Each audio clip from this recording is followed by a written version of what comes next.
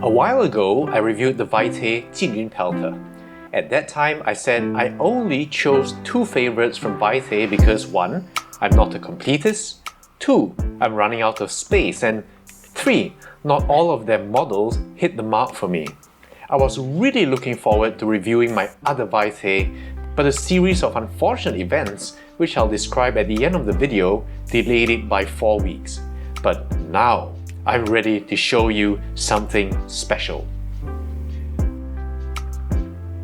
This is the Vitae Museum series Teratophoneus, which seems to be a collaboration with other companies, as you can see here, and supposedly one of a limited edition of 50. Now, I'm not sure how true that is, but I hope it's a little more honest than this fake limited edition. Now, Teratophoneus currier is a tyrannosaurid dinosaur that for some reason hasn't found its way to the mainstream. Now, there have been a few dinosaurs with fancy sounding names, and often the fancier the name, the more miserable the remains, I feel. So we have dinosaurs like Ichthyovenator, Notocolossus, and my personal favorite, Mercuryceratops. But in the case of Teratophoneus, we do have some decent remains, so I'm surprised that none of the popular companies have made it yet, at least not as a mass-produced model. Although I should note that the reconstruction in CAR 2011 was the composite of a few specimens assigned to Teratophoneus. The genus name Teratophoneus means murderous monster, but I find that the specific name that follows it immediately, obviously honoring Dr. Philip Currie, rather hilarious, because the few times I've corresponded with Dr. Currie, I found him to be the most civil and friendly gentleman, unlike some other well-known academics who've been just plain curt or downright rude. The holotype we have is a subadult, which has been estimated to be between 6 meters, that's 19.7 feet, and 8 meters, that's 26 feet. At a length of 33 centimeters, which is about 13 inches, that makes this model scale between 1 to 18 to 1 to 24. And if my estimate of the Tyrannosaurus being 1 to 24 is correct, they scale perfectly together. Still, an adult would presumably be bigger, but since the box states CAR 2011, I believe this model was intended to be that same juvenile. One of the cool things about Teratophoneus is it adds to the diversity of Tyrannosauridae, the way Aleoremins like Tyrannosaurus do. The tyrannosaurs are large, deep-snouted species. Aleoremins are light, with proportionately longer snouts, as we saw with Tyrannosaurus. Teratophoneus has a proportionately shorter snout. Now, compared to a typical tyrannosaur like Albertosaurus, the distance between the lacrimal and the tip of the snout is about 23% shorter. Now, comparing the skull diagram from Lowen 2013, it seems to me that the head on this model could be shorter still. And it's rather surprising because on the box art here, you can in fact see the shortening of the skull, which I feel didn't carry over to the actual model. And I am saying this considering the foreshortening that might have taken place in this painting. This model has proportions that seem to be based on the Lowen 2013 paper.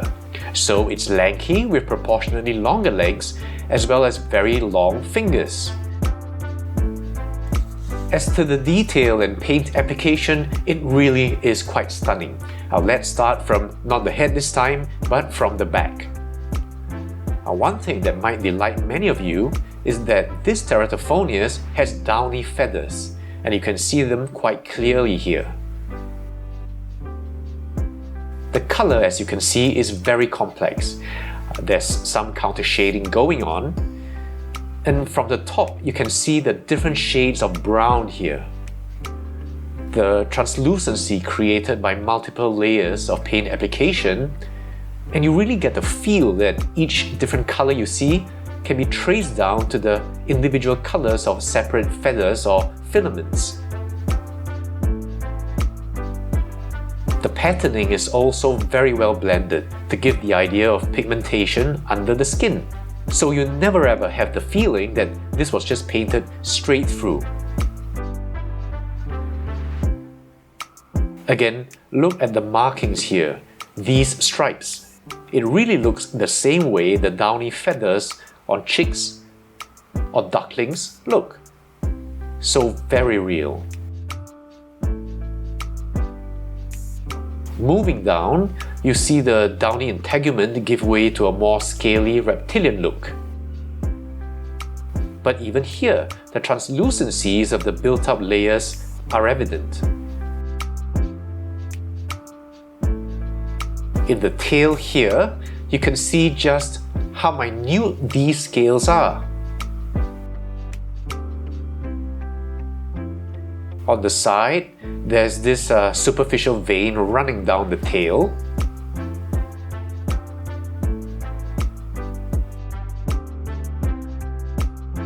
And on the other side too.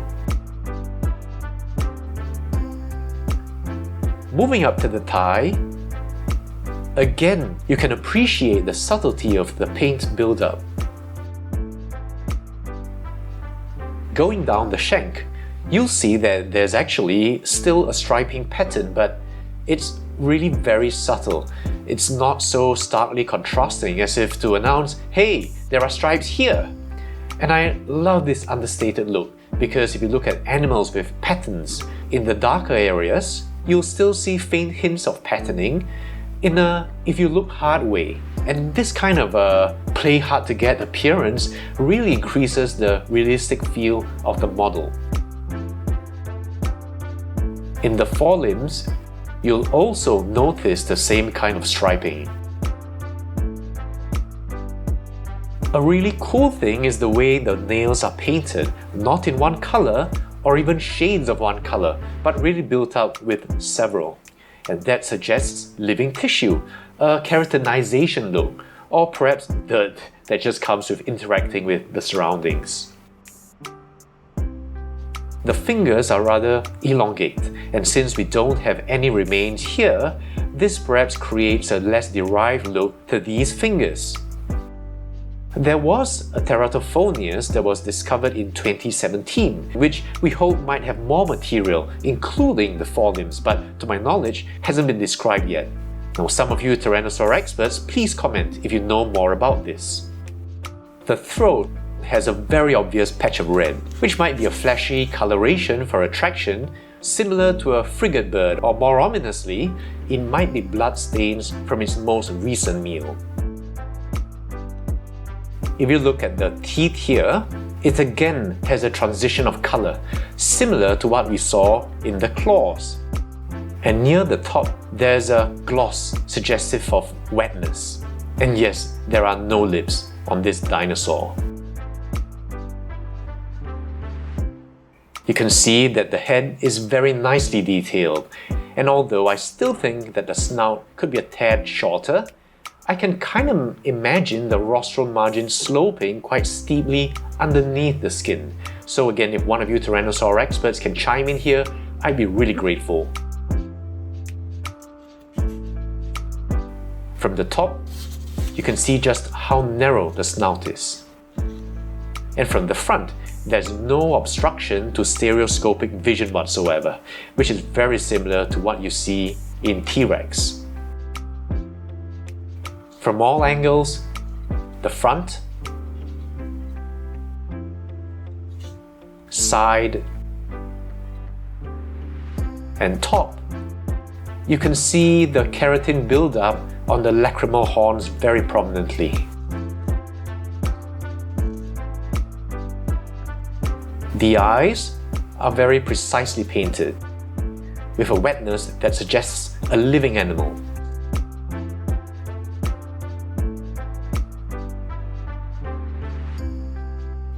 Maybe just a quick look on the underside.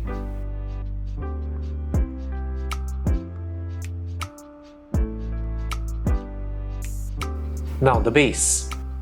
true to their reputation, Vitae has given us another base that's beautifully detailed and then very masterfully painted. There's a small shrub here, again looking really delicate, and here there appears to be a blood stain.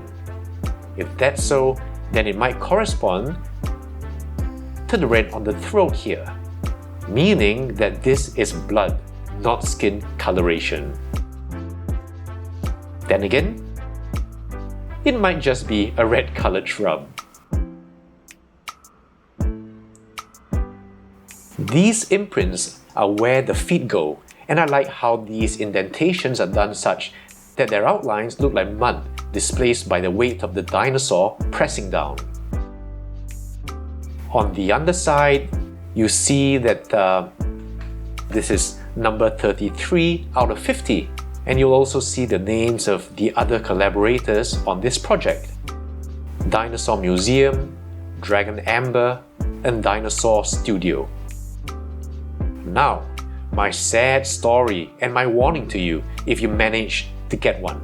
And as you might guess, it has something to do with this felt I've laid out here for the entire review. Now, picking up the model, you see this peg here? It's a little offset. Well, I recognize that this might make it less stable. I little realized by how much. This was on my table while I was doing some work, and while I was typing away, my hand hit the tail, very, very softly, mind you, and the whole thing just flew off and landed on its side.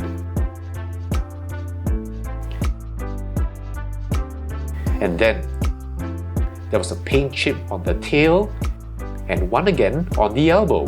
So I had to pay for it to be patched up and fixed. End of story, right? Well, no. What I didn't realize is that for some reason, this angulation over time causes the model to spontaneously come off.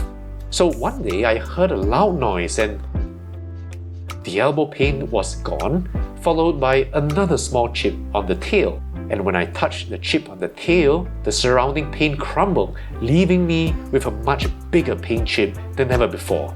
And this highlighted another issue, which is that for some reason, the paint just doesn't stick well to the model. So when you have a paint chip, it sets up minute stresses around the defect, which with just the slightest perturbation causes yet more flaking off of the paint. I actually wrote to Jay Curry about this, and it seems to be a common issue with many China figures, which is why when he gets requests for touch-ups, he often starts from scratch. So again, another repair, and this time an application of a matte finish. Thankfully, the restorer I found is a really professional and very interesting person, so I think I made a friend out of this, but man, this has caused me the biggest grief and expense of any figure I have ever owned in 20 years. But when everything comes together, I think you can see that the result is amazing. The form of the animal, the relaxed and natural pose, either after a meal or just minding his own business, the sculpt and the paint applications, the whole thing really speaks of attention to detail and professionalism in its execution. The only pity is the total unreliability of the connection between base and dinosaur, and this wonderful model is going straight back into the box until such a day as I get a display shelf going, after which the two will be gorilla glued together and put on permanent display. So that's it for this Vitae figure. I'm really fortunate to have gotten this one, although it was a painful and expensive experience. And if you've been looking for him but can't find him, you can really be consoled to be spared the pain of owning such a precarious model. Alright, so I'll see you guys soon with another review.